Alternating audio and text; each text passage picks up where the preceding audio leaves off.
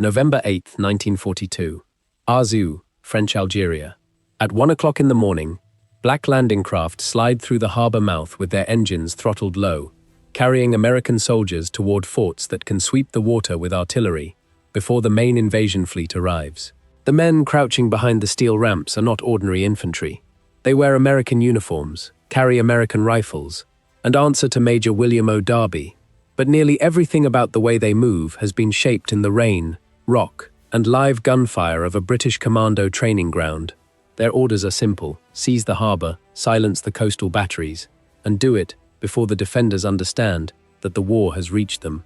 In minutes, the British experiment called the American Rangers is about to become something neither army fully expects. Major Herman Dammer's landing craft pushed directly into the inner harbor with companies A and B. The ramps strike the quay. Rangers spill forward, boots hammering stone, rifles held high, and race toward Fort de la Pointe before the startled French garrison can organize. Another group under Darby moves against the batteries north of town, where 4 105mm guns dominate the approaches. The silence breaks into rifle cracks, shouted commands, mortar blasts, and the hard metallic clatter of men forcing doors in darkness. Within roughly 15 minutes, Dammer's force holds the fort, and 60 prisoners, including a commandant, dragged from sleep in his nightclothes. Yet the battery above the harbor is resisting, and Darby's decision to bring heavier mortars is about to reveal why these Americans are no longer merely students of the British. Company D sets up 4 81mm mortars, weapons heavier than the original Ranger organization intends to carry. Bombs arc into the fortified position. Stone chips whip through the dark. Smoke rolls over the emplacements. Rangers close the distance while French defenders fire from cover, and the night becomes a violent test of every lesson learned in Scotland. Speed before the enemy can think, surprise before he can aim, and aggression before hesitation becomes fear. By dawn, the harbor defenses are neutralized, and Arzouet is open to the larger Allied force moving toward Oran. The Rangers pay with dead and wounded, but their first action as a complete unit succeeds. The deeper story, however, begins months earlier, when the United States Army possesses no formation quite like them, and Britain is still trying to teach an ally how to fight back. In the spring of 1942, the war looks very different from the one Americans later remember. Germany holds most of continental Europe. British forces have survived Dunkirk, raids, defeats, and years of fighting. But the United States has only recently entered the conflict. American industry is expanding at astonishing speed, yet American ground troops have almost no combat experience against Germany. General George C. Marshall, the Army Chief of Staff, needs men who can learn under fire and carry hard lessons back into a rapidly growing army. He sends Colonel Lucian K. Truscott Jr. to London to work with British combined operations and arrange American participation in commando raids against occupied Europe. What begins as a plan to distribute a few combat veterans across regular divisions soon becomes the seed of an entirely new American force. The British Commandos themselves are a wartime answer to catastrophe. Formed after the fall of France, they are designed for raids, demolitions, coastal assaults, and sharp attacks by relatively small forces. Their organization is tied to landing craft and naval movement. A platoon fits 1 assault landing craft, a troop fits 2, and a battalion-sized commando travels as a flotilla package. They do not carry the full administrative weight of ordinary infantry. They exchange endurance in prolonged battle for mobility, surprise, and concentrated violence at one chosen point. Truscott understands that Americans fighting under British control, in British craft, must be organized along similar lines. On May 26, 1942, he proposes a provisional American unit modeled on the Commandos, and 2 days later, authorization arrives from Washington. The crucial question is who can turn the paper idea into soldiers? The answer is William Orlando Darby, a 31-year-old West Point graduate and field artillery officer, serving as aide to Major General Russell P. Hartle in Northern Ireland. Darby has no long record as an infantry commander, no famous family name, and no guarantee that the new experiment will survive. What he does possess is energy, physical courage, an appetite for detail, and an instinct for making men believe difficult things are possible. The unit is officially activated at Carrickfergus on June 19, 1942. Its name, Rangers, reaches backward into American military history toward small forces expected to scout, raid, endure, and act independently.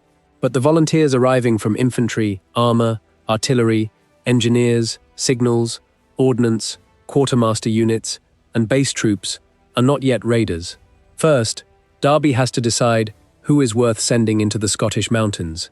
Roughly 2,000 men volunteer. Darby and his officers interview them, looking beyond polished drill and formal qualifications. They want stamina, initiative, judgment, common sense, marksmanship, scouting ability, small boat skill, mechanical knowledge, and the willingness to continue when a normal soldier might stop. The official guidance favors men capable of maximum exertion, men without serious physical defects, and leaders who can make decisions without waiting for detailed orders. By June 15th, more than 100 of the first 575 candidates have already been rejected. The battalion eventually draws men from 34 different units, a strange mixture of specialists and riflemen who must become one body in weeks. That diversity becomes a weakness at first, but under Darby, it will become one source of the Rangers' unusual adaptability. The original organization is lean. A headquarters company supports 6 small line companies. Each line company has 2 platoons, and each platoon divides into assault elements and mortar support. A Ranger company numbers only around 63 to 67 men, far smaller than a standard American infantry company, approaching 200. Administrative self-sufficiency is sacrificed for movement on foot and by landing craft. Every pound matters because these men are expected to climb cliffs, paddle boats, cross beaches, and attack before heavier formations arrive. The structure resembles the British model, but the official instructions contain a revealing qualification. American equipment, doctrine, and methods are to be retained whenever practical. The Rangers are never intended to become British soldiers wearing American insignia. They are being built to absorb British experience and then transform it, and that transformation begins at Achnacarry. On June 28, the battalion begins moving from Carrickfergus toward the Commando Depot at Achnacarry in the Scottish Highlands. The journey ends not with barracks, hot food, or a speech, but with an exhausting forced march from the railhead toward the castle and its training grounds. Rain soaks clothing, boots grind against stone, packs bite into shoulders. The landscape is beautiful from a distance and punishing under load. Cold locks, steep slopes, boggy ground, narrow roads, cliffs, and rivers that steal heat from the body. British Lieutenant Colonel Charles A. Vaughan commands the depot and a cadre of instructors hardened by raids and earlier campaigns. Their first purpose is not to teach clever tricks. It is to expose weakness so completely that no man can hide it, because the next stage is designed to make failure physically dangerous. The Rangers speed march across rough country, climb cliffs, descend by rope, cross obstacles, handle small boats, practice demolitions, fight hand-to-hand, patrol at night, and attack mock defenses. Officers train beside enlisted men and are expected to face the obstacle first. British instructors throw grenades and fire small arms close enough to make the ground snap and spit. Live ammunition passes through exercises that American units normally conduct with blanks or imagination. Targets appear without warning. Men must decide in an instant whether to fire, move, take cover, or drive forward with the bayonet. One Ranger drowns, 2 receive bullet wounds, another is struck by a grenade fragment. The danger is not theatrical, and the British are watching for the moment when American enthusiasm gives way to exhaustion. Instead, the Americans begin to change. Darby later describes the British method in 2 stages. First, they test the Americans to learn what kind of men they are. Then, once satisfied, they work to prepare them for battle. The distinction matters. Achnacarry does not merely harden muscle, it changes expectations. Ordinary training teaches a soldier how a plan should unfold. Commando training forces him to act when the plan breaks, when the leader falls, when the boat lands in the wrong place, or when the enemy appears from an angle no map predicts. The Rangers learn that speed is not simply fast movement, it is the ability to compress decision, action, and violence into the few seconds before an opponent recovers. Yet the British instructors are also discovering something about the Americans, and it is not that they are perfect copies. The Americans arrive with habits the British do not erase. They question equipment, experiment with organization, and show a strong appetite for firepower. Vaughan recommends removing heavy M1919A4 machine guns from assault sections and replacing them with lighter Bren guns or Browning automatic rifles, while centralizing the platoon mortars under company control. Darby accepts the changes because mobility is essential, yet he does not embrace lightness as a fixed religion. He treats organization as a tool that can be altered for the mission. This becomes the first major difference between the Rangers and many elite formations built around a single doctrine. Darby wants raiders who can improvise like Commandos, but still draw on the industrial weight and weapons culture of the American Army. The contradiction will make them powerful, and later, it will place them in terrible danger. By July 31st, the Achnacarry phase is ending. The Rangers are stronger, quicker, more confident at night, and far more comfortable with physical risk. Most of the battalion moves to the Argyll area for training with the Royal Navy, learning the timing, confusion, and vulnerability of amphibious operations. In September, they move to Dundee and attack simulated pillboxes, anti-aircraft positions, and coastal defenses with live ammunition. One man is killed and another wounded in an accidental mine explosion. The lesson is relentless. A Ranger cannot wait for combat to feel real, because the first seconds of combat will punish every artificial habit created in training. But before the battalion can prove itself together, a smaller group receives orders for a raid that will become one of the bloodiest Allied warnings of the war. August 19, 1942. Dieppe, occupied France. 50 or 51 Rangers, depending on the accounting of attachments, are distributed among British Commandos and Canadian units for Operation Jubilee. Number 4 Commando is assigned to destroy a coastal battery west of the port. Number 3 Commando is to strike another battery to the east. The Canadian 2nd Division attacks the main beaches and town.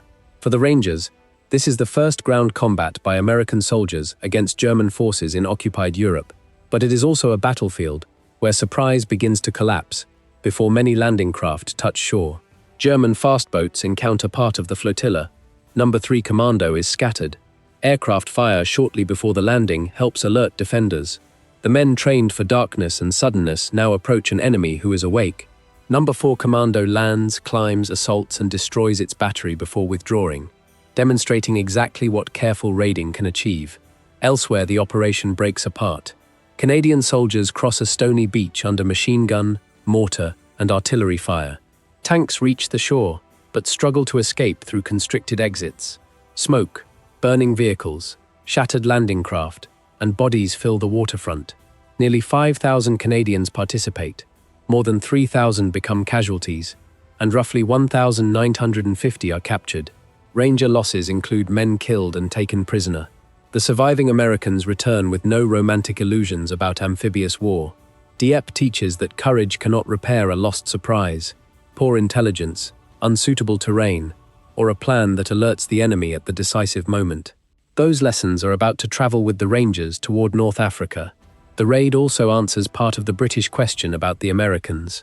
The Rangers endure the same confusion, losses, and fractured landings as veteran commandos, and they continue to function inside unfamiliar units under foreign commanders. They are not simply men who pass a brutal course. They can enter another organization, understand its methods, and fight within it. But Darby's real achievement is still unfinished, because individual courage at Dieppe does not prove that an American Ranger Battalion can plan and execute its own mission. The next test will not be a training attachment or a handful of volunteers. It will be Operation Torch, the first major Anglo-American invasion of the war, and the Rangers will be sent ahead of the army they are supposed to teach. The Arzew assault succeeds, and for nearly 3 months afterward, the battalion trains near the city and serves at the 5th Army Invasion Training Center as a demonstration and experimental force. Some Rangers transfer out, fearing the war is moving beyond them. Darby recruits replacements and intensifies the regimen. Speed marches, cliff climbing, rappelling, and night amphibious work remain, but he adds methods that make the unit increasingly American. The buddy system becomes central. Men choose partners, eat together, work together, and solve tactical problems together. On the bullet and bayonet course and the street fighting exercise called Me and My Pal, pairs advance through obstacles using fire and movement against surprise targets. The British have trained individuals to endure.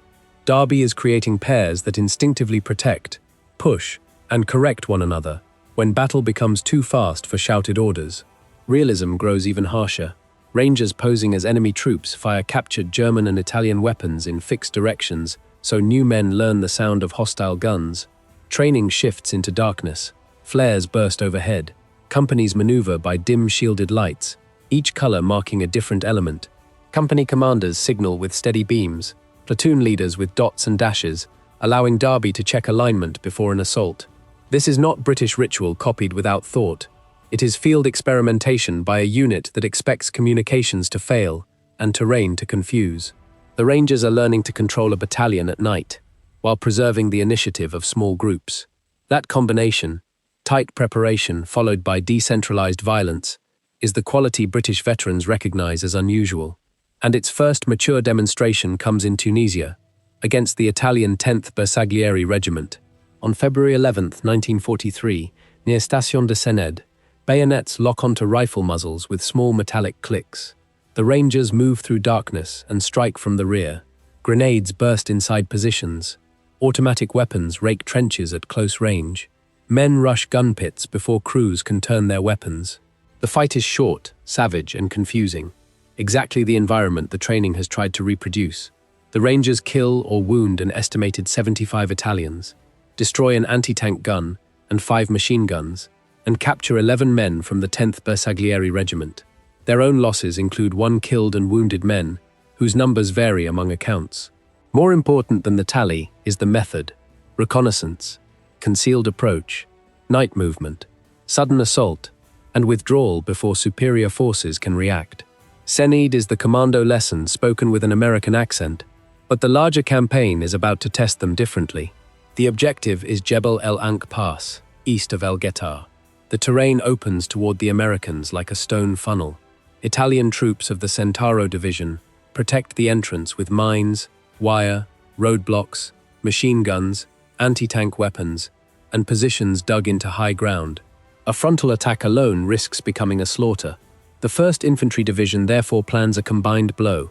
The 26th Infantry will attack into the mouth of the pass while the Rangers infiltrate through the mountains, reach the enemy rear, and strike the defenders from behind. Darby and Lieutenant Walter Wojcik personally study the approaches. Patrols map a tortuous route roughly 10 miles long through fissures, cliffs, saddles, and broken rock to an unguarded plateau above the Italian positions. Everything now depends on moving an entire battalion where the enemy believes no battalion can go. On the night of March 20th, Darby leads the 1st Ranger Battalion and an attached 4.2-inch mortar company into the mountains. Faces are blackened. Equipment is secured to prevent clatter. The column climbs through darkness, each man placing his boots where the man ahead has stepped. The heavy mortar crews struggle and fall behind, proving again that firepower always demands a price in speed. By dawn, the Rangers reach the plateau and wait above an enemy facing west toward the expected American attack. Below them, Italian soldiers prepare for battle in the wrong direction. The Rangers have achieved the most precious condition in special operations. They know where the enemy is, and the enemy does not know where they are. At a little after 6 in the morning, that imbalance explodes. A bugle sounds. Rangers surge down the rocky slope, shouting, firing rifles and machine guns, throwing grenades, and driving with bayonets. The sudden violence breaks across the north wall of the pass, before many Italians reach their weapons. Darby moves among the assault, urging the men forward. Bodies lie beside unfired guns.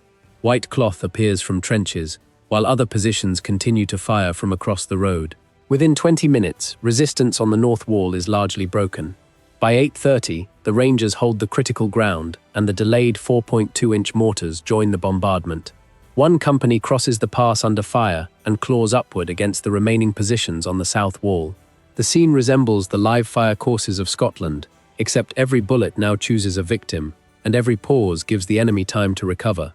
The 26th Infantry advances into the pass, slowed by obstacles and the difficult ground, even after the defenses begin to collapse.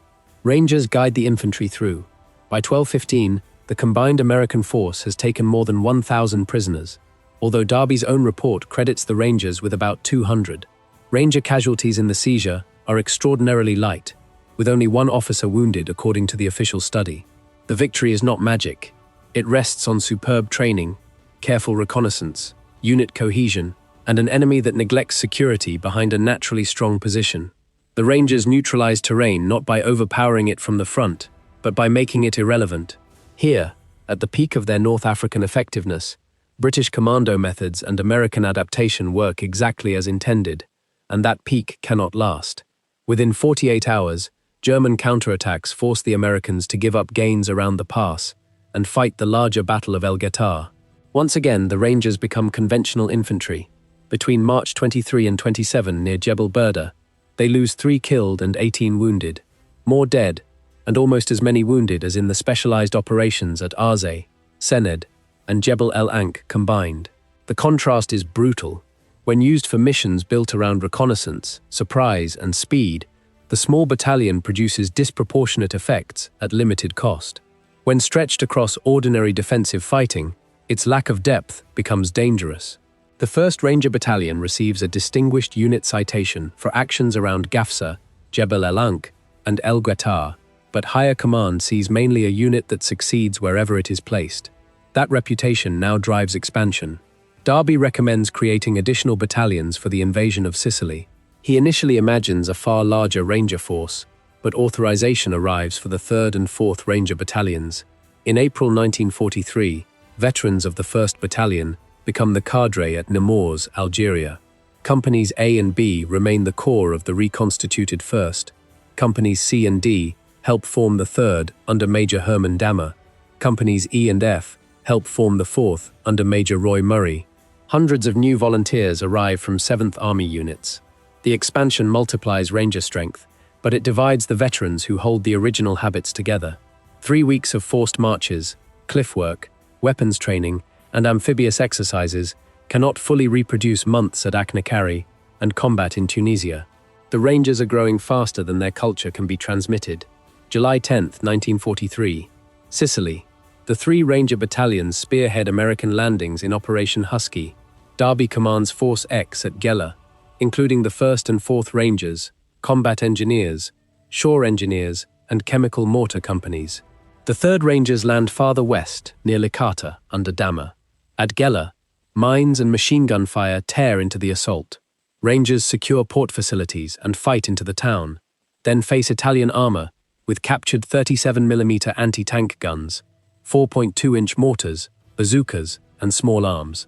Dust, smoke, and burning vehicles fill streets built long before tanks exist. The lightly armed raiders survive, but Darby again concludes that survival requires more firepower. He acquires 4 M3 half-tracks mounting 75mm guns, the beginning of a cannon company that makes his Ranger force increasingly unlike a British commando. September 9th, 1943. Maiori, Italy. The Ranger force lands before daylight on the far left of the Salerno invasion under British 10th Corps. Alongside the Rangers are British No. 2 Commando and No. 41 Royal Marine Commando, bringing the 2 traditions together again in combat.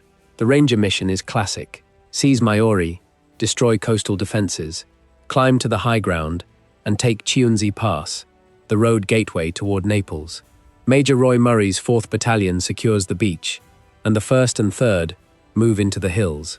By mid-morning, the Rangers occupy the heights on both sides of the pass. The initial operation is fast, economical, and successful, but the main Allied force fails to achieve all its objectives. German resistance hardens, and a mission expected to last 2 days becomes a battle of more than 2 weeks. German artillery searches the ridges. Shells burst among stone walls and trees, showering men with fragments and dirt. Counterattacks climb toward Ranger positions again and again. The small companies stretch along an expanding front, while ammunition, water, and wounded move over steep tracks. Darby receives infantry, glider troops, tanks, tank destroyers, and artillery, until he commands roughly 8,500 men, far beyond the battalion experiment created in Northern Ireland. His ability to coordinate this mixed force shows the flexibility British instructors helped awaken, but it also completes the paradox. The better Darby becomes at commanding conventional power, the more likely higher headquarters is to use his Rangers as the center of conventional battles. In September, his force loses 28 killed, 9 missing, and more than 66 wounded, most after the special seizure of the pass is already complete. Through late 1943, the Rangers fight near Venafro, San Pietro, and the German Winter Line. Rain turns tracks to mud. Cold settles into wet uniforms. Mines wait beneath paths and terraces. Artillery arrives without warning, echoing between mountains so that direction becomes difficult to judge. The battalions hold defensive ground like line infantry, even though their companies contain about 1/3 the manpower of standard infantry companies. Veterans are killed, wounded, evacuated with trench foot, or promoted away. Replacements enter under fire, with little time to absorb the original culture. On December 11th, Darby becomes a colonel, and the formation is redesignated the 6615th Ranger Force, including the 3 Ranger Battalions, Cannon Company, the 509th Parachute Infantry Battalion, Chemical Mortars, and Engineers. It looks stronger on paper than ever, but cohesion is thinning beneath the numbers. January 22, 1944. Anzio, Italy. The 6615th Ranger Force leads another amphibious landing, seizing port facilities and securing the beachhead with almost no opposition.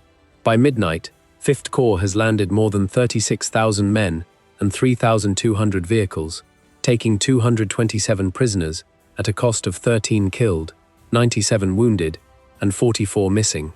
The opening is so successful that the road toward Rome appears exposed. Yet Major General John P. Lucas expands cautiously rather than driving rapidly inland. German forces rush toward the beachhead.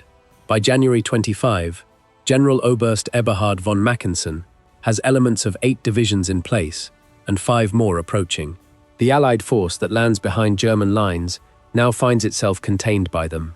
A bold breakout is required, and the Rangers are assigned the kind of mission their history seems to justify. The target is Cisterna di Littoria, a town several miles beyond the Allied perimeter. The 1st and 3rd Ranger Battalions are ordered to infiltrate through German lines at night, enter the town, destroy the defenders, and hold until regular infantry links up. The 4th Battalion will advance along the Conca Isola Bella Cisterna road, clear mines and opposition, and open a route for Cannon Company, tank destroyers, and 4.2-inch mortars. On paper, the mission echoes Jebel el Ankh: move unseen, strike from an unexpected direction, seize the objective before the enemy reacts. But the similarities conceal decisive differences. The ground is flat and exposed. Drainage ditches offer the main concealment. German strength is underestimated. Many Rangers are new. Communications are fragile. Most dangerous of all, the enemy is preparing an attack of its own in the same sector. At 11:15 on the night of January 30, Darby's command post moves forward to an isolated house near the line of departure. At 2 o'clock in the morning, the operation begins. The 1st and 3rd Battalions enter a drainage ditch and crawl towards Cisterna. 4 radio operators assigned to accompany the 3rd become lost and return. The 3rd then loses contact with the 1st. Inside the 1st Battalion, 3 leading companies continue, while 3 trailing companies halt, splitting the unit in darkness. A runner searching for the 3rd returns with news that its commander, Major Alvar Miller, has been killed by a German tank round. The Rangers press forward, avoiding fire where possible, but the infiltration no longer resembles a controlled blade. It is fragmenting into isolated groups, just before daylight exposes them. Near the southern edge of Cisterna, Rangers cross open fields and run into German armor and infantry. Bazooka teams destroy tanks at close range, flames rolling from hatches as ammunition begins to cook inside. Machine gun fire cuts across the flat ground. Men crowd into a shrinking area of ditches, farm buildings, and shallow cover. The 4th Ranger Battalion attacks along the road, but is stopped near Isola Bella by tanks, self-propelled guns, automatic weapons, and small arms. Darby receives little reliable information from the battalions ahead. The link-up on which the mission depends is failing, just as the supporting attacks failed to link at Cisterna's historical opposite, Jebel el Ankh. Surprise has disappeared, and the Rangers now face an enemy with armor, prepared positions, and enough strength to surround them. For hours, the 1st and 3rd Battalions repel German attempts to overrun them and launch attacks of their own to break free. 3 approaching tanks are destroyed by bazookas, but more fire closes in. Ammunition runs low. Rangers crawl among the wounded and dead, stripping cartridges, grenades, and bazooka rounds. Houses shake under tank fire. Walls collapse inward. Smoke fills rooms where radios fail to reach Darby. Men who have trained to act independently continue fighting in small groups, but initiative cannot manufacture ammunition, or open a corridor through armored forces. The very quality that makes Rangers dangerous, the willingness to continue when isolated, now prolongs a battle they cannot reverse. By full daylight, German troops compress the perimeter, and the last possibility of organized escape begins to vanish. Sergeant Major Robert E. Holt makes one of the final radio contacts with Darby. He reports that men are beginning to surrender because ammunition is gone. Then the radio is destroyed, and fighting continues until German tanks blast apart the building sheltering the defenders. Some Rangers smash bolts, break sights, and damage radios before capture. Others are wounded too badly to move. Small groups attempt escape through ditches and fields. Only a handful reach American lines. The 1st and 3rd Battalions lose 12 killed, 36 wounded, and 743 captured in the accounting used by Army Special Operations historians. The 4th Battalion loses 30 killed and 58 wounded trying to reach them. The force born from selection, surprise, and cohesion is destroyed where intelligence, timing, communications, and supporting attacks fail together. Cisterna is not proof that the Ranger concept fails. It is proof that elite training cannot cancel the conditions of battle. The Germans have reinforced the sector with elements from several divisions and are preparing their own counterattack. American intelligence does not fully recognize the concentration. The Rangers are sent deep with little margin for delay, against an enemy capable of sealing every route. Later analysis concludes that their attack disrupts German plans and delays a major counterstroke, giving the beachhead additional time, but the tactical price is annihilation. The lesson is cruelly consistent with Dieppe. Courage matters, training matters, and surprise matters, but when intelligence and combined support collapse, even exceptional soldiers can be consumed. The British training has made the Rangers different, not invulnerable, and the distinction becomes their final inheritance from the Mediterranean War. June 6, 1944, Normandy, France. The later Rangers scale Pointe du Hoc, fight on Omaha Beach, and give the Ranger name its enduring wartime motto. Their training lineage runs back through American camps to Achnacarry, where the 1st Battalion learns that officers lead obstacles, live fire exposes false confidence, and small units must keep moving when plans break. Yet the Normandy battalions also inherit the American changes: mission-specific organization, heavy supporting fires, aggressive junior leadership, and the expectation that Rangers may have to open a path for much larger forces. The famous order to lead the way is not a sudden invention on the beach. It is the concise expression of a role already tested at Dieppe, Arzay, Sened, Jebel Alank, Gela, Salerno, Anzio, and Cisterna, where leading often means reaching danger before anyone else. William Darby does not live to see the full post-war legacy. After commanding the 179th Infantry Regiment and serving in Washington, he returns to Europe and becomes Assistant Division Commander of the 10th Mountain Division. On April 30, 1945, near Lake Garda in northern Italy, shell fragments kill him as the war in Europe approaches its final days. 2 days later, German forces in Italy agree to surrender. Darby is posthumously promoted to Brigadier General.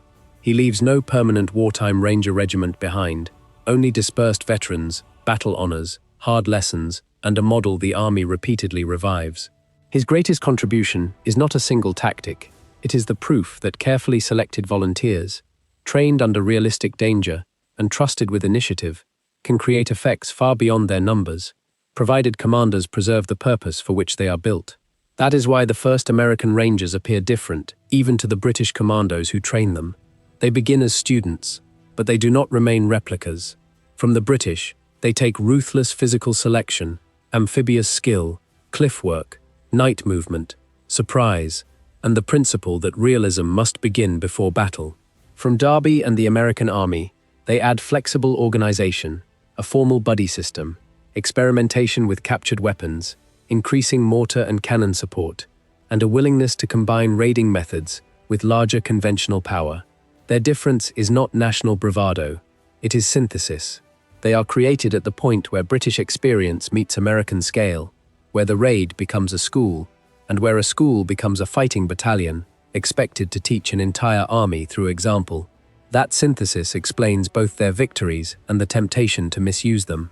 The British instructors at Achnacarry set out to determine what kind of men the Americans are. They discover volunteers who absorb punishment, question methods, adapt equipment, and respond to trust with initiative.